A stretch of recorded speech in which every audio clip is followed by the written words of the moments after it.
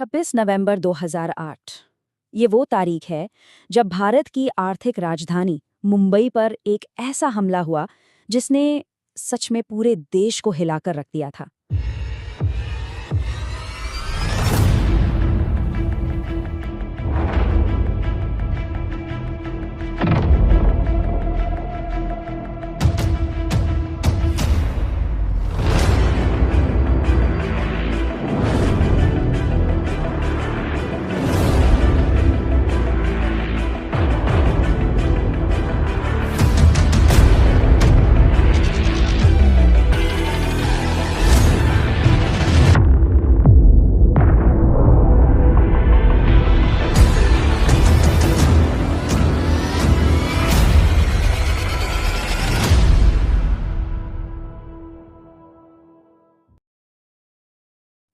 और ये सिर्फ एक होटल पर हुआ हमला नहीं था। नहीं, ये हमला था भारत की आत्मा पर। तो आज हम 26/11 के उसी आतंकी हमले की कहानी को समझेंगे कि कैसे पाकिस्तान से आए आतंकियों ने मुंबई के कई बड़े ठिकानों को अपना निशाना बनाया। और हाँ, उन सब में जो सबसे प्रमुख निशाना था वो था ताज होटल। तो चलिए सबसे पहले ये समझते हैं कि आखिर ये सब कुछ शुरू कैसे हुआ।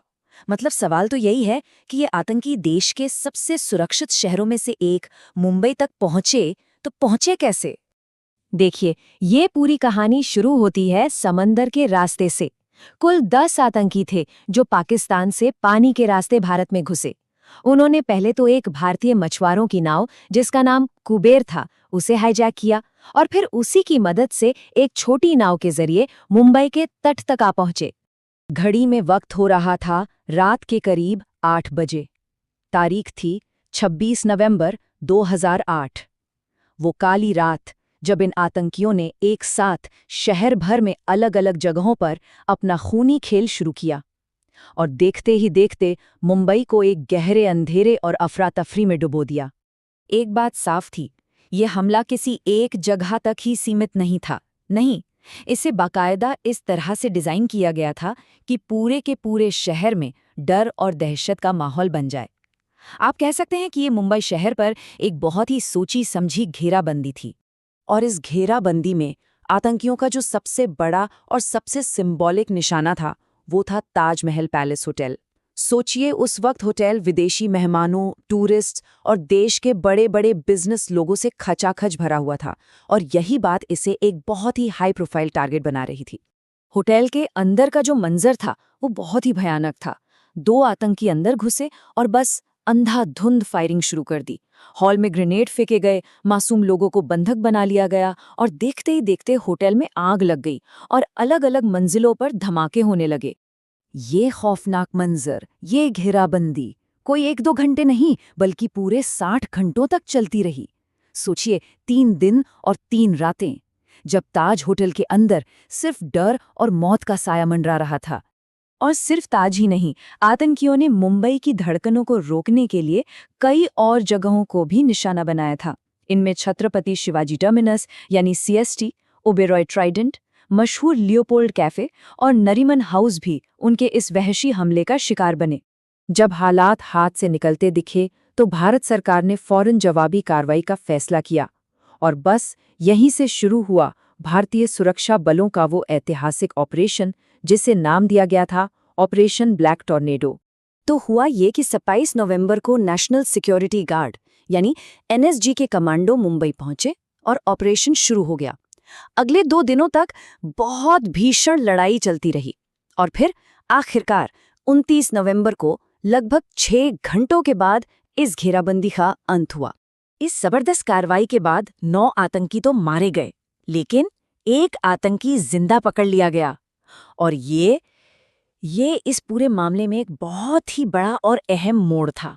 जिंदा पकड़ा गया वो अकेला आतंकवादी, उसका नाम था अजमल कसाब और उसकी गिरफ्तारी से ही इस हमले के पीछे की जो पूरी साजिश थी ना, उसे दुनिया के सामने लाने में बहुत बड़ी मदद मिली। अब हमला तो खत्म हो गया था, लेकिन इसके बाद बारी थी न्याय की और इस भयानक त्रासदी से जो सबक मिले उन्हें समझने की। तो सवाल ये है कि इस हमले का अंजाम क्या हुआ और ये हमारे लिए क्या विरासत छोड़कर गया। अजमल कसाब पर भारत के कानून के हिसाब से मुकदमा चलाया गया और जितने भी सबूत थे, गवाह थे, सीसीटीवी फुटेज थी, उन सब के आधार पर उसे दोषी करार दिया गया। ये पूरी न्यायिक प्रक्रिया एकदम पारदर्शी थी। और आखिरकार इंसाफ हुआ। 21 नवंबर 2012 को अजमल कसाब को पुणे की यरवदा जेल में फांसी दे दी गई और इसी के साथ उस खूनी अध्याय का भी अंत हो गया। लेकिन इस इंसाफ की कीमत बहुत बड़ी चुकानी पड़ी थी। इस हमले में 166 बेगुनाह लोगों ने अपनी जान गंवाई। और ये सिर्फ एक नंबर नहीं है, ये 166 जिंदगियां थीं, 166 परिवार थे, 166 सपने थे जिनका अंत हो गया। जान गंवाने वालों में हर तरह के लोग थे, हमारे अपने देश के नागरिक, भारत आए विदेशी मेहमान और हाँ, देश की रक्षा करने वाले हमारे बहादुर पुलिस अधिकारी और एनएसजी कमांडो भी। और इतना ही नहीं, इस हमले में 300 से भी ज्यादा लोग घायल हुए थे। तो फिर सबसे बड़ा सवाल यही उठता है कि इस भयानक त्रासदी ने हमें सिखाया क्या? हमने इससे क्या सबक सीखे? देखिए, 26/11 ने हमें कई जरूरी बातें सिखाईं। पहली, हमारी सुरक्षा की अहमियत। दूसरी, मुश्किल समय में एकजुट होने की ताकत। और तीसरी, आतंक के खिलाफ कभी न झुकने का हमारा संकल्प। आज भी जब हम मुंबई के उस किनारे पर खड़े होकर ताजमहल पैलेस होटल को देखते हैं ना, तो वो सिर्फ एक खूबसूरत इमारत या एक होटल जैसा नहीं लगता, बल्कि वो भारत की उस अटूट हिम्मत और बहादुरी का प्रतीक नजर आता है, जिसने इतने बड़े हमले के बावजूद हार नहीं मानी। ये उस जज्बे की याद दिलाता है जो कभी